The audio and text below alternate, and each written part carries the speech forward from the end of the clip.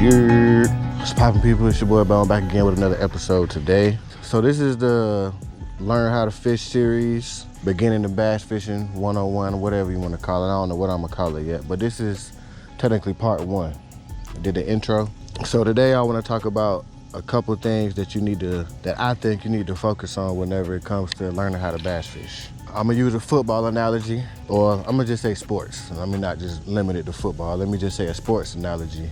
If you wanna be good on the field, you need to do two things. You need to spend time watching film, and you need to spend time practicing physically on the field. That's what you need to do. So I look at bass fishing the same way. So when you start bass fishing, you need to focus on the film room, which I would say is YouTube. Find pages of YouTube influencers that kind of cater to beginner fishermen.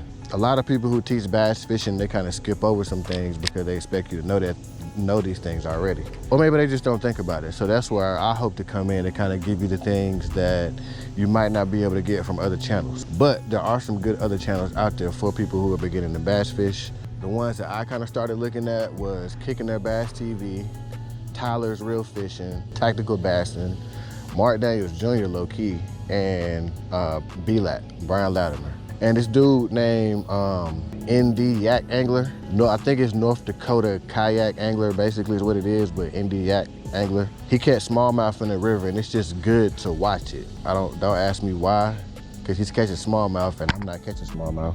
But just on some, you want to watch fishing, but you don't feel like learning that specifically today, that's a good channel to just put on and watch. Anyway, those are some of the good channels that I would suggest to start out with to kind of get you in the game, right? And 1200 fishing. Key thing you want to remember when you're starting to learn bass fishing as well is you want to give yourself grace and have patience with yourself and the process. Understand, you're not going to be good at bass fishing for probably the first year that you start bass fishing. So, and that's if you dedicate time to it every day. You gotta think, people been bass fishing since they was 3-4 years old. And however old you are now, if you're old enough to be watching this YouTube video, you're probably older than that. So you wanna spend as much time with it as possible. That's probably the biggest thing. Second biggest thing, like I said, is give yourself grace and time to learn. Don't be afraid to mess up, right?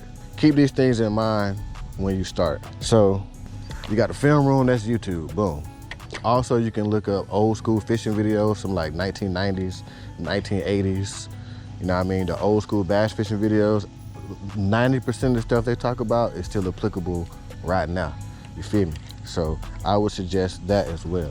That's the film room aspect of it. Now, the field aspect of it, this is when you learn how to cast. So you wanna spend time with fishing in the film room, and you wanna learn how to cast every day. Every day. Now, the next section of the video, the next portion of the video, or the next video in the series will be how to cast. I'm gonna teach y'all how to cast a bait caster. I'm gonna post a video where I taught my baby mama how to cast a spinning reel, but I think that's a good actual video for how to actually learn how to cast a spinning reel, which ain't too difficult. So I'm gonna post that as well for the spinning reel, but for the bait caster, I'm gonna tell you right now, it's gonna give you some heartbreaks, it's gonna give you some heartaches. You're gonna backlash a whole lot, but that's okay. The more you backlash in the beginning, the better you are at getting backlashes out later. Like right now, I can get any backlash out in the world. Why? Because I've had a million backlashes. Like, you're gonna backlash every day for like the first week you start fishing at least, and then you'll start counting. I only backlash twice today, and then you'll be happy about it.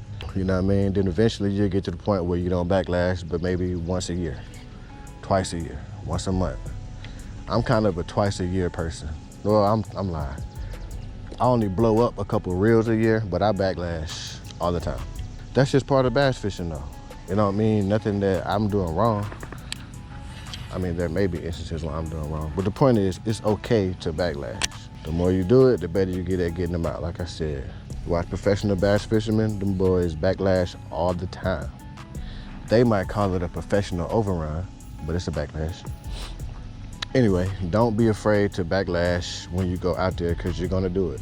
Give yourself time to get good at it. Practice holding a reel in your hand, you know what I mean? Clicking a reel over. switching hands, stuff like that at the crib though. You can do this at the crib. Now, I don't suggest learning how to cast on the lake. I just don't. Pick you an open field if you got a big backyard or a big enough backyard. Pick you a empty baseball field somewhere around, soccer field, whatever. Somewhere that you got space to cast your lure 80 feet to the right and then don't get hung on no tree or nothing or hit nobody, you know what I mean? You need space to mess up, basically. Those are the two main things you want to start off with when it comes to bass fishing. Learning on YouTube as much as you can and practicing casting. Don't even worry about catching no bass yet. We ain't even there yet. Okay, boom, so we got that out the way. Next, okay, boom, so what do I look at when I'm on YouTube? Glad you asked. When you're on YouTube, what you want to look for is videos about bass specifically. You can incorporate some actual bass fishing in there, but when I say bass, I mean like the biology of bass. Actually, the biology of water, the biology of fresh water, the biology of a pond, the biology of what do bass eat, the biology of what do bass like to hide behind, the biology of what do bass like to, I don't know why, I need to just retie every time I fish with a jig, bro. Cause that was not little either, and it's not at the leader knot. That was dumb. That was not a small fish. Anyway, the biology of what bass like to be around and what they eat, meaning do they like bluegill? If they like bluegill, then the biology of how bluegill relate to the lake. Where do they like to go? What do they like to do? When do they do things during the day? Like, stuff like that.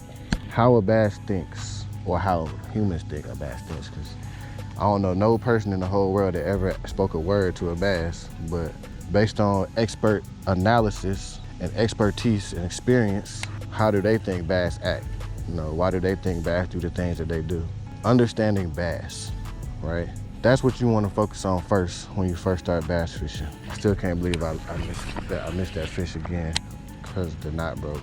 I ain't never had this many incidents from a knot breaking in my life. Anyway, yeah, those are the type of things you want to search on YouTube. Now, when you think about the biology of freshwater, you want to look at it from a holistic standpoint, like how everything works, not just bass. Then once you understand how everything works in the water system, then you can understand how bass fit into that, and that'll help you be good at locating bass once you get to the lake. That's what I would suggest starting for that. And also, like I said, another good thing to watch is just fishing. You know what I mean? All the YouTubers I named, including myself, we all got fishing videos of us just fishing and talking while we're fishing, and a lot of stuff you can learn from those videos as well. Like fishing styles, how to fish for different types of fish, because a lot of these people, they live in different areas of the country. So somebody might be fishing smallmouth, somebody might be fishing spots, somebody might be fishing largemouth and spots. So you want to kind of find people that's doing what your area is doing. So you want to find out if you live in an area that has smallmouth, largemouth, spotted bass, so you know how you want to move forward. Like, this is not a good channel for you if you want to learn how to catch smallmouth. I'm probably not your best stop for that. The indie yak angler dude that I was telling you about, he's probably a good channel to watch all the time. You know what I mean? Because he's fishing for smallmouth. B-Lat is a largemouth and spotted bass person, but B-Lat is largely spotted bass. So if you want to know about spotted bass, B-Lat is probably somebody to watch more than, say, me. You know what I mean? Tyler Anderson, he moves, so he fishes for most things, but he's not really for specific types of bass. He's more of for like a bass. You know what I mean? Like, he'll go fish anywhere. You know what I mean? Kicking their bass, for example, he's a largemouth guy. Largemouth spotted bass. He kind of fish for both.